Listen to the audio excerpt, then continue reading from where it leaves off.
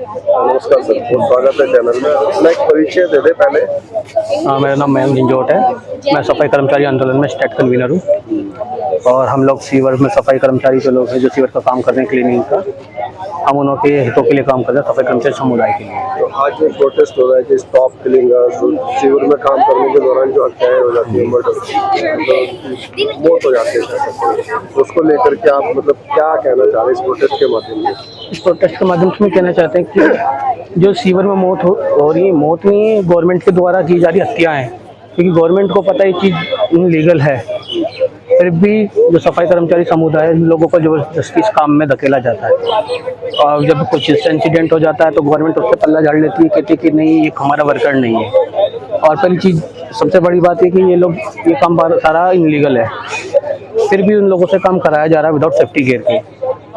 तो जैसा आप बता रहे हैं कि इलीगल है, तो इसकी जानकारी जैसे आपको भी कर्मचारियों को भी, तो हाँ जी, वो क्यों करते हैं? क्योंकि मेन चीज़ ये है वो अपने रोजगार की वजह से करे कि गवर्नमेंट उन लोगों के लिए और कोई दूसरा रोजगार उत्पन्न नहीं कर पा रही है,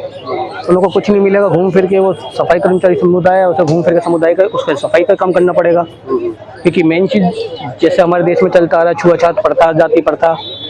उसके हमारे भी वो लोग वही काम कर रहे हैं। क्योंकि कोई मान लीजिए कोई शेड्यूल कास्ट होता सर आते सफाई कर्मचारी समुदाय से होते हुए, उसको हम खाने का काम खुलवाते हैं, तो कुछ अपर कास्ट लोग हैं उससे नहीं खरीदेंगे, उसे घूम फिर के उसको अपना जीवन तो चलाना है, उसे जो काम मिलेगा सफाई का मिलेगा, सफाई करेगा, गटर साफ करना है गटर साफ करेगा, तो अपने परिवार का तो पालन करना ही है। सरकार को क्या करें? सरकार से हमारा यही कहना है कि इन लोगों के लिए कुछ एक तो लाइवलीहुड के लिए कुछ अच्छा सोचा जाए, इन लोगों को स्किल ट्रेनिंग करा के, जैसे गवर्नमेंट ने पेपरों पे तो बहुत सारी स्कीम्स बना रखी हैं कि इन लोगों के लिए लोन्स भी हैं, स्किल डेवलपमेंट भी है, ठीक है, बस एक्चुअल ग्राउंड पे कुछ नहीं हो पाता है। क्योंकि जब गवर्नमेंट को हम डेटा देते हैं, गवर्नमेंट उन लोगों को वेरीफाई नहीं कर पाती है, उन्हें डिनाई कर देती है। अभी एक एग्जांपल है, कुछ समय पहले हमने डीएलएसए के साथ में एक सर्वे किया था दिल्ली में,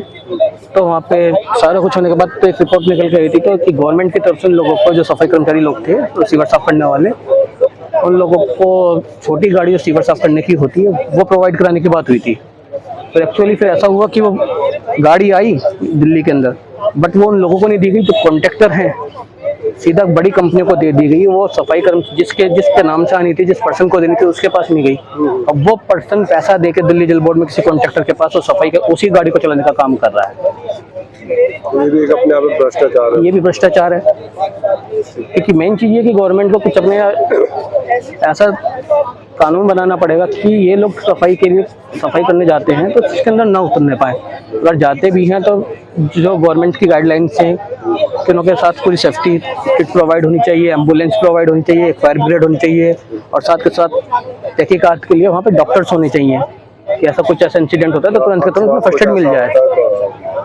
तो बट इस चीज़ का फॉलो नहीं हो रहा है, क्योंकि गवर्नमेंट के हमारे जैसे बोलने को तुम बोलते हैं हम चांद पे पहुंच गए हैं, बट अभी तक ऐसी कोई टेक्नोलॉजी नहीं आई है कि इंडिया में हमारे पास की जो सीवर वर्कर्स सीवर के अंदर ना घुसे, मशीन के द्वारा ही साफ कर दिया जाए। अगर कुछ काम में ऐसा होता है कि हाँ इन लोगों के लिए कुछ काम नहीं मिल रहा, अगर आपको उनको सफाई का काम करवाना है तो उनको सफाई के काम में उनको टेक्निकल ट्रेनिंग दे दी जाए ना चीज़ की, कि मशीन के जरिए काम करना सीख जाए वो लोग।